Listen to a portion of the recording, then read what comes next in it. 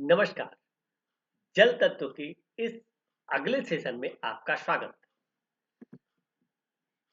पंच तत्वों में जल तत्व का अत्यंत ही महत्वपूर्ण स्थान है या ये महत्वपूर्ण तत्व है। यह जीवन की रक्षा और पोषण में मुख्य भूमिका निभाता है। बिना जल के जीवित रहना लगभग असंभव है। यह शरीर की सभी जैविक क्रियाओं को नियंत्रण करता है। इसीलिए जल को जीवन का आधार कहा जाता है। जल व मिट्टी का संयुक्त प्रयोग जल और मिट्टी दोनों में गर्मी को कम करने में दोनों गर्मियों को कम करने में सहायक है। गीली मिट्टी की पट्टी शरीर की सूजन को घटाती है। यह ज्वर और फोड़े में आराम देती है। अगर ज्वर है तो गीली मिट्टी लगा करके शरीर को अगर छोड़ा जाए तो यह ज्वर को कम कर देती है। अगर शरीर में कहीं भी सूजन है तो यह उसको भी घटाता है। यह ज्वर और फोड़े में अगर कहीं पे फोड़ा निकल रहा है, तकलीफ दे रहा है, तो वहां भी इस मिट्टी का प्रयोग कर सकते हैं। दोनों का संयुक्त प्रयोग प्राकृतिक चिकित्सा का आधार है, क्योंकि प्राकृतिक चिकित्सा तो इन्हीं 5 तत्वों की चिकित्सा है और उसका जो मूल है ये 2 ही तत्व है। इससे शरीर को ठंडक और आराम मिलता है। अब हम जानते हैं जल के प्रकार के विषय में। तो जल मुख्य रूप से 3 प्रकार का होता है। पहला मृदु जल कहलाता है, दूसरा स्थायी कठोर जल कहलाता है और तीसरा अस्थायी कठोर जल कहलाता है या होता है। इन तीनों के गुण और उपयोग अलग-अलग होते हैं। जल तो हर तरह का जल प्रयोग में आता है, लेकिन अब इन तीनों जलों के विषय में जानते हैं। तो वर्षा का पानी और बहते नदी का जल मृदु जल कहलाता है। इसमें साबुन जल्दी झाग बनाता है। कपड़े धोने के लिए यह उपयुक्त होता है। तो ऐसे पानी से कपड़ा धोना ज्यादा अच्छा है। इंजन चलाने में भी इसका उपयोग किया जाता है, परंतु स्वास्थ्य की दृष्टि से यह कम लाभकारी माना जाता है। इसीलिए वर्षा में लोगों को कम भीगने का सलाह दिया जाता है। स्थायी और कठोर जल परमानेंट हार्ड वाटर, तो इस जल की कठोरता उबालने से दूर नहीं होती। इसमें चूना, मैग्नीशियम व अन्य खनिज लवण अधिक मात्रा में घुले होते हैं।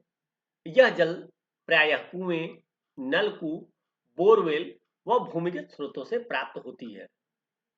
साबुन कम झाग बनाता है तथा कपड़े व बर्तन ठीक से साफ नहीं होते।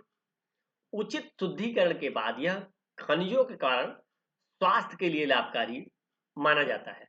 अक्सर जो गांव में रहने वाले पुराने लोग होंगे वो यह जानते होंगे कि गांव में कुछ कुएं का जल ऐसा होता था जिससे दाल पकती थी और कुछ लोगों के पानी से दाल नहीं पकती थी। तो वो यही स्थायी और कठोर जल की बात होती थी कि किस जल से पकता है और किससे नहीं पकता है। तो अस्थायी और कठोर जल के विषय में जानते हैं। इस जल की कठोरता उबालने से आसानी से दूर हो जाती है।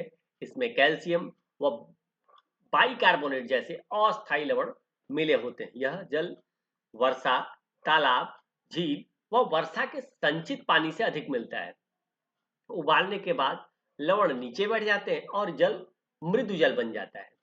यह जल दैनिक उपयोग के लिए सामान्य व अपेक्षाकृत अधिक सुरक्षित माना जाता है।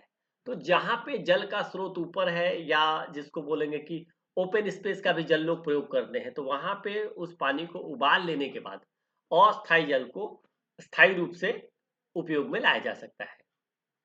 ठंडे जल का प्रथम प्रभाव, तो शरीर पर ठंडा पानी डालने से अचानक झटका लगता है।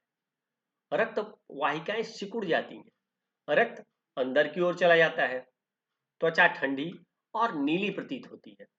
व्यक्ति को अस्थायी ठंडक का अनुभव होता है। और क्या प्रतिक्रिया है? कुछ क्षण के बाद रक्त पुनः त्वचा की ओर लौटता है, रक्त संचार तेज हो जाता है, त्वचा लाल और गर्म महसूस होती है, पसीना निकलकर विषैले तत्व बाहर आते हैं, शरीर में ताजगी और स्फूर्ति बढ़ जाती है। तो ठंडे जल के लाभ क्या क्या है? ठंडा जल शरीर की प्रतिरोधक क्षमता बढ़ाता है। यह रक्त संचार को सक्रिय करता है, शरीर की थकान को दूर करता है, मानसिक ताजगी और स्फूर्ति प्रदान करता है। नियमित प्रयोग स्वास्थ्य के सुधार में सहायक है। अब जल चिकित्सा में इसका क्या महत्व है? तो जल चिकित्सा एक सरल और प्राकृतिक उपचार पद्धति है यह बिना दवा के रोगों को दूर करने में सहायक है। गर्म, ठंडे और भाप जल का अलग अलग उपयोग इस चिकित्सा में किया जाता है। यह शरीर की गर्मी, विष और दर्द को कम करता है।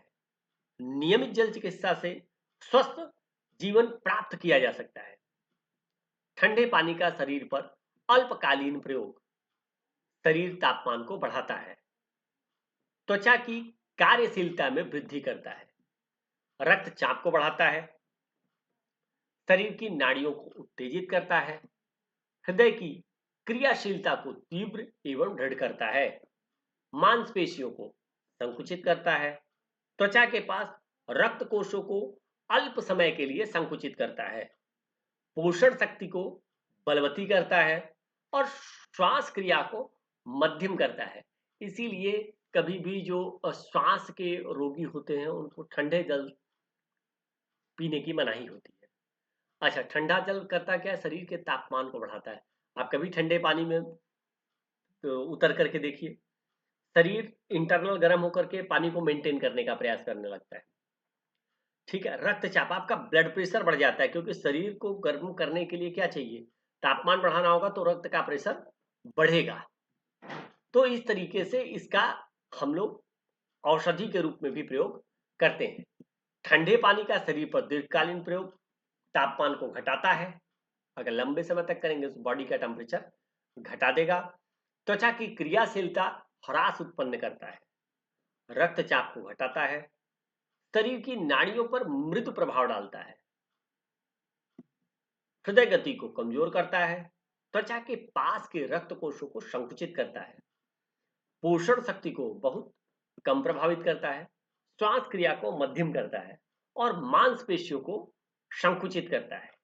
ये सारा कुछ ठंडे जल के विषय में भी चल रहा है।